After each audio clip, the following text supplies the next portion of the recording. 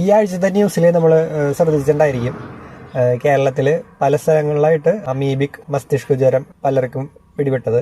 അത് കേരളത്തിൽ തന്നെ പല സ്ഥലങ്ങളിലാണ് ഇത് ഉണ്ടായത്, ഒരു ജില്ലയിൽ മാത്രമല്ല.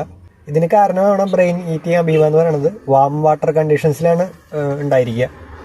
നമ്മുടെ കിണറും അതേപോലെ ഫ്ലാറ്റുകളിലുള്ള സമ്പ് ക്ലോറിനേഷൻ ചെയ്യാതെ കിടക്കുന്ന വാട്ടർ സോഴ്സൊക്കെ അതിൽ പെടും. ഇപ്പോൾ ക്ലോറിനേഷൻ നമ്മൾ പല കസ്റ്റമേഴ്സിനോടും ചെയ്യാൻ പറയുമ്പോൾ പലർക്കും മടിയാണ്. കാരണം ക്ലോറിനേഷൻ ചെയ്ത് കഴിഞ്ഞാൽ മുടി ഒഴിച്ചിൽ വരും, അല്ലെങ്കിൽ സ്മെല്ലുണ്ടായിരിക്കും എന്നൊക്കെ പറഞ്ഞിട്ട് അവർ ഒഴിവാക്കുക ചെയ്യാറ്. പക്ഷെ ക്ലോറിനേഷൻ എന്ന് പറയുന്നതാണ് ഇതുപോലെയുള്ള മൈക്രോ ഓർഗാനിസംസിനെതിരെയുള്ള ഏറ്റവും ചെലവ് കുറഞ്ഞ ഒരു പ്രതിരോധ മാർഗം എന്ന് പറയുന്നത്. അതുകൊണ്ട് എല്ലാവരും നിങ്ങളുടെ കിണറുകളും ഇപ്പോൾ ഫ്ലാറ്റുകളൊക്കെ ആണെങ്കിൽ സമ്പൊക്കെ ക്ലോറിനേഷൻ ചെയ്യുക. അതൊരു മാസത്തിൽ 2 തവണയെങ്കിലും ചെയ്യുക.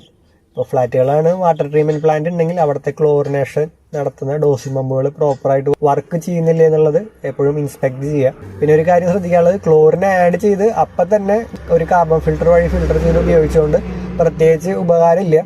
ക്ലോറിന് വെള്ളത്തിൽ ആഡായി കഴിഞ്ഞ് മിനിമം ഒരു 30 മിനിറ്റെങ്കിലും കോണ്ടാക്ട് ടൈം കിട്ടണം.